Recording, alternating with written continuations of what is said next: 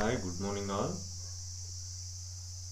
Last class we had discussed about players. What are the players in primary market?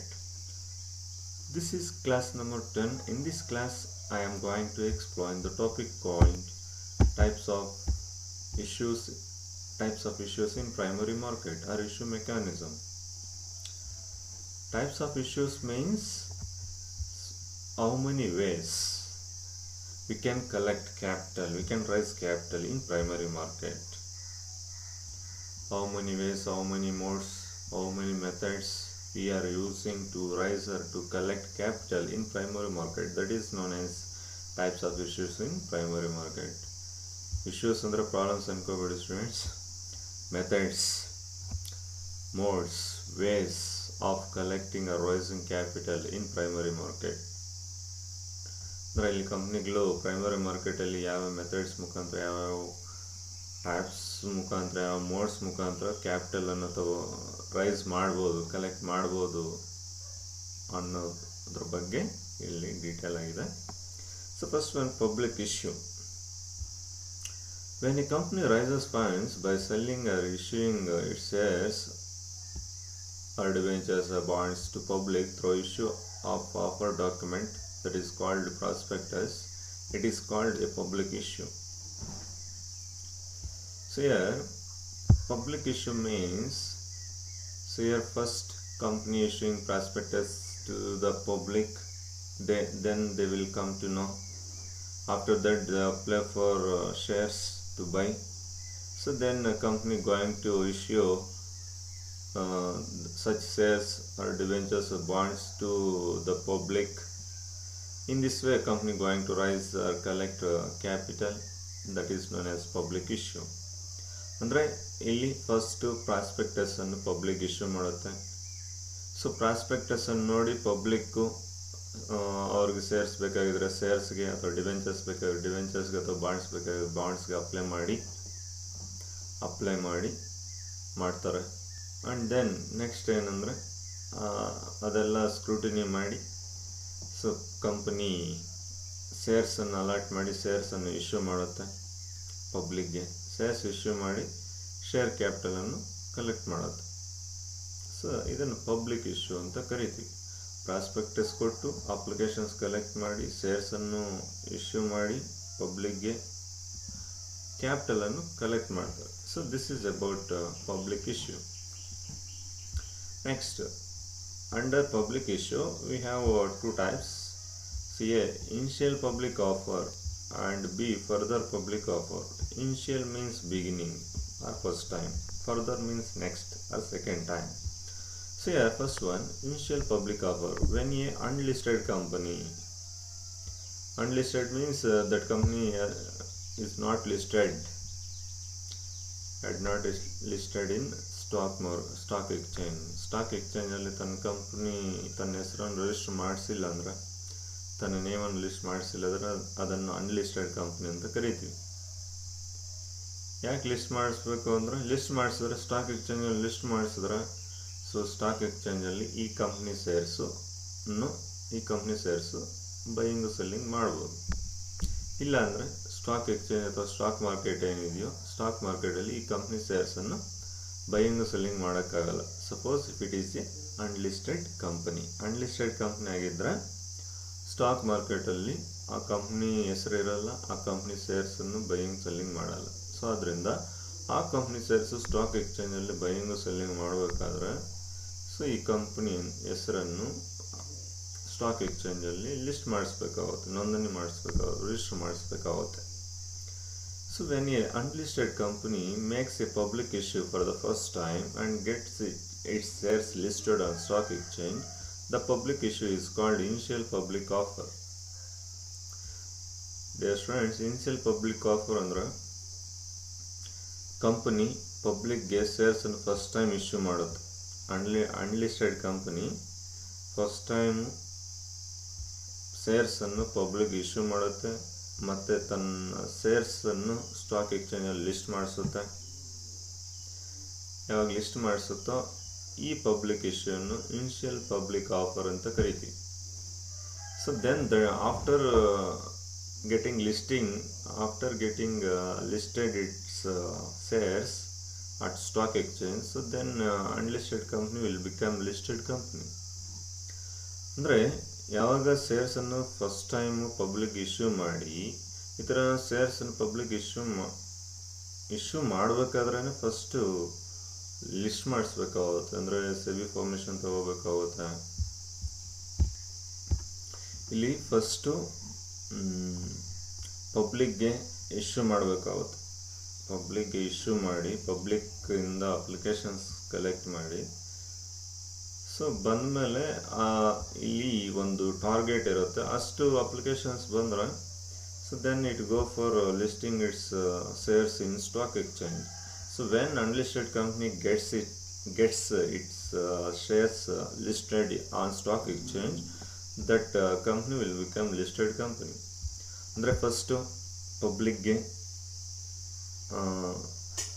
ಪಬ್ಲಿಕ್ಗೆ issue ಮಾಡ್ತಾರೆ, ಶೇರ್ಸನ್ನು public issue ಮಾಡ್ತಾರೆ. So issue ಮಾಡಿದ್ಮೇಲೆ so ತನ್ನ ಶೇರ್ಸನ್ನು stock ಎಕ್ಸ್ಚೇಂಜಲ್ಲಿ ಲಿಸ್ಟ್ ಮಾಡಿಸುತ್ತೆ. ಲಿಸ್ಟ್ ಮಾಡಿಸಿದ್ಮೇಲೆ ಸೊ ಅವಾಗ ಆ ಕಂಪ್ನಿ ಲಿಸ್ಟೆಡ್ ಕಂಪ್ನಿ ಆಗುತ್ತೆ. ಸೊ ಇದನ್ನು ಇನಿಷಿಯಲ್ ಪಬ್ಲಿಕ್ ಆಫರ್ ಅಂತ ಕರೀತೀವಿ. Next, further public offer. When a listed company makes another public issue to raise capital, it is called further public or follow on offer. ಅಂದರೆ ಯಾವಾಗ listed company ಮತ್ತೆ second time ಏನಾದರೂ public ಕ್ಯಾಪಿಟಲನ್ನು collect ಮಾಡೋಕ್ಕೋಸ್ಕರ next time or second time ಏನಾದರೂ issue ಮಾಡಿದ್ರೆ ಪಬ್ಲಿಕ್ಗೆ, ಅದನ್ನು ಫರ್ದರ್ ಪಬ್ಲಿಕ್ ಆಫರ್ ಅಂತ ಕರಿತೀವಿ. Further public offer or follow on offer ಅಂತ ಕರಿತೀವಿ.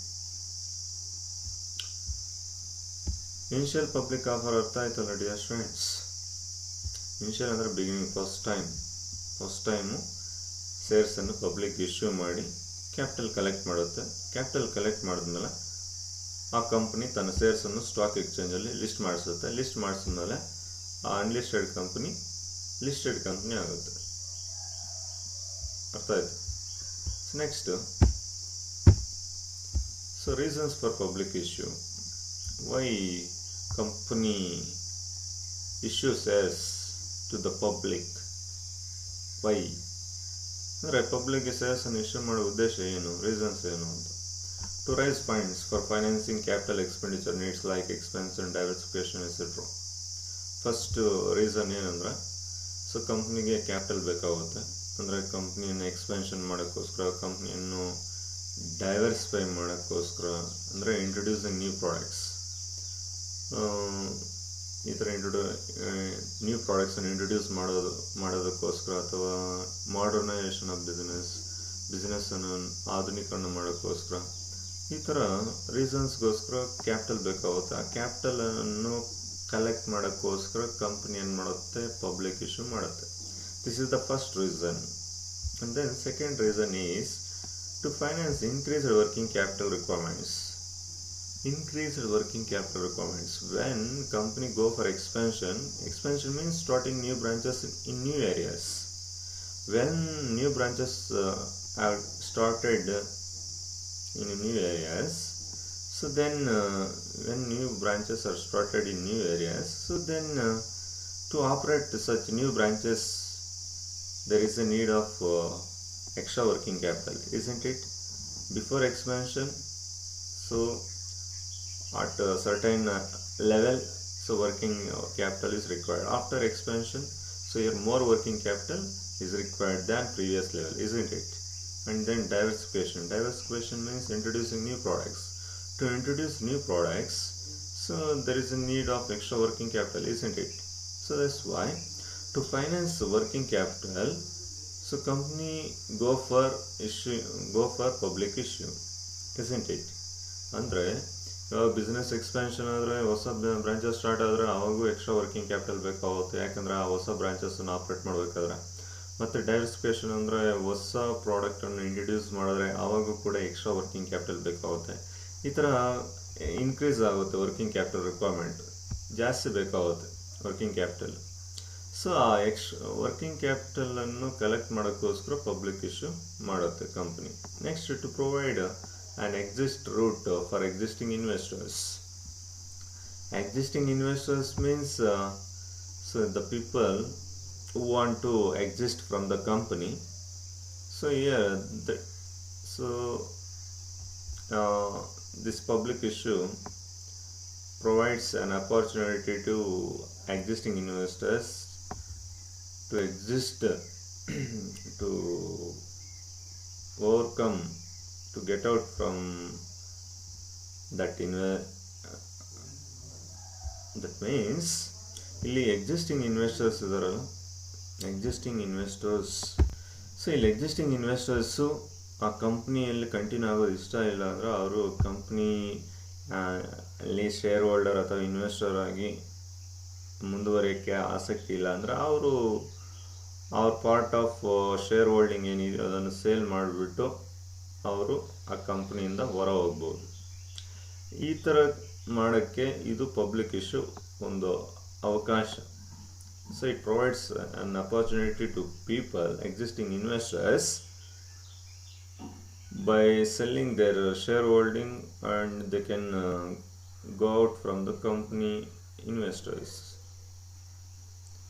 ಅಂದರೆ ಅರ್ಥ ಆಯ್ತಲ್ಲ ಡಿಯರ್ ಸ್ಟೂಡೆಂಟ್ಸ್, ಎಕ್ಸಿಸ್ಟಿಂಗ್ ಇನ್ವೆಸ್ಟರ್ಸು ಆ ಕಂಪ್ನಿಯಲ್ಲಿ ಕಂಟಿನ್ಯೂ ಆಗಿ ಇಷ್ಟ ಇಲ್ಲ ಅಂದರೆ ಅವರು ಹೋಲ್ಡಿಂಗ್ಸನ್ನು ಸ್ಟಾಕ್ ಮಾರ್ಕೆಟಲ್ಲಿ ಸೇಲ್ ಮಾಡಿ ಸೊ ಅವರು ಕಂಪ್ನಿ ಇನ್ವೆಸ್ಟರ್ ಲಿಸ್ಟಿಂದ ಹೊರ ಹೋಗ್ಬೋದು ಅಥವಾ ಕಂಪ್ನಿಯಿಂದ ಹೊರ ಹೋಗ್ಬೋದು.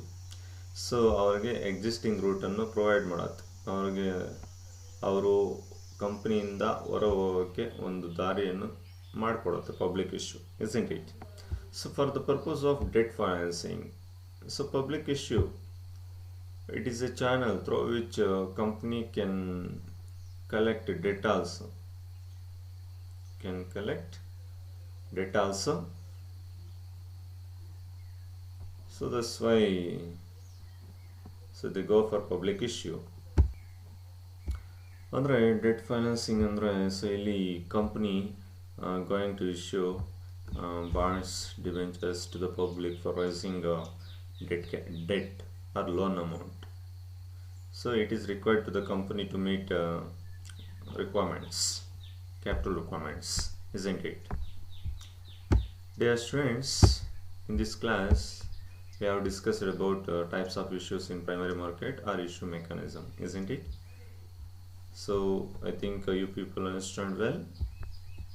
So keep watching this video until you understand properly, and then I will provide you material and copy that material to your notes, and be prepared well for the examination. If you have any doubts, you can ask in comment box in YouTube channel. Thank you and all.